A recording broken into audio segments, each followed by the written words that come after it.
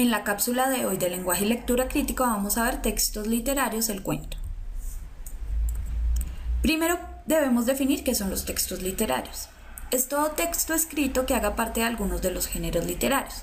Su característica principal es que su intención es principalmente estética y esto se evidencia en la forma en la que se presenta. Es la combinación de la palabra escrita y el arte. Dentro de esto debemos definir qué es la narración literaria como tal.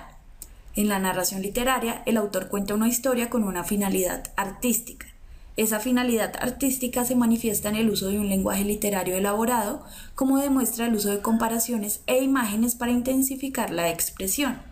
Entre las narraciones literarias destacan el cuento y la novela. En esta cápsula vamos a ver cuáles son los elementos del cuento. El cuento. Término con el que se designa un relato breve, oral o escrito, en el que se narra una historia de ficción, fantástica o verosímil, con un reducido número de personajes y una intriga poco desarrollada, que se encamina rápidamente hacia su clímax y desenlace final.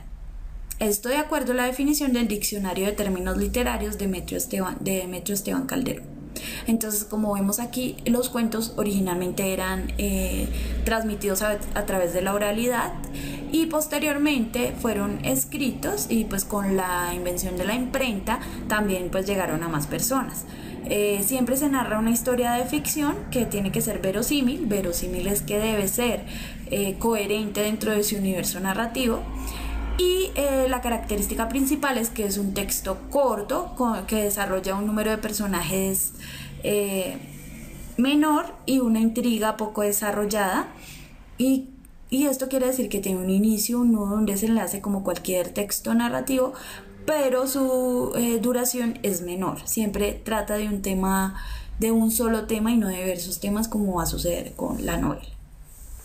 En términos generales, el cuento literario es una narración ficticia sobre un hecho interesante y significativo al cual se le pueden asignar diversos significados.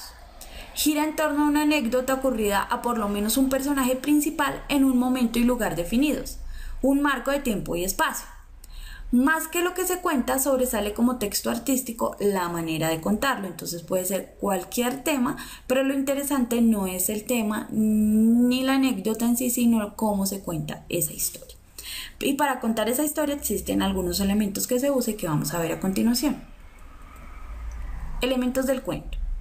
Toda narración, desde la más simple a la más compleja, trabaja siempre con tres ingredientes imprescindibles. A, personajes; B, acción, que es el conflicto; y C, ambiente o atmósfera, que es lo que le da el sentido a los textos cuando uno dice es de terror, es romántico, es de suspenso. Personajes. Generalmente hay un personaje central o protagonista, alrededor del cual gira la acción de otros personajes secundarios. El proceso de representar física y psicológicamente a un personaje se conoce como caracterización y se hace usualmente en los cuentos. Las preguntas que se deben contestar son, o que uno debe hacerse mediante la lectura cuando está leyendo: ¿cómo son? ¿Qué hacen y dicen? ¿Por qué hacen lo que hacen y dicen lo que dicen? ¿Cuáles son sus actitudes, valores o pensamientos? Usualmente un narrador no describe literalmente, no hace una descripción como en textos de pronto de tercero, sino que lo hace a través de la mirada de otros personajes, formas de cómo actúa el personaje principal, y de esta forma uno como lector tiene que inferir cuáles son de pronto sus pensamientos, sus valores y por qué está haciendo lo que está haciendo. Otro elemento es la acción. Es otro elemento importante del relato y se conoce también como argumento.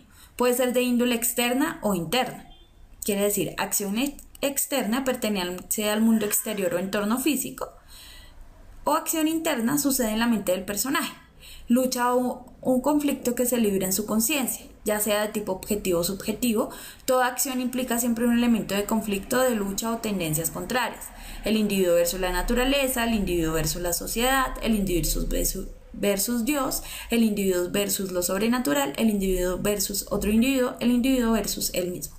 Entonces esta acción externa, es decir, el problema o el conflicto de la historia, puede venir de afuera, de alguien que le complica una situación, de una enfermedad, de algo que hace que la historia no se desarrolle, digamos, de la manera lineal, sino que tenga un conflicto que haga que el personaje tenga que reflexionar o tenga que hacer unas acciones diferentes. Y o también puede haber una acción interna que puede ser que no es que algo por fuera de ese personaje lo afecte, sino que él mismo está creando el conflicto. Puede ser una enfermedad mental, un sentimiento, una emoción que no puede controlar, etcétera. Hay muchos ejemplos como diferentes personalidades en los humanos.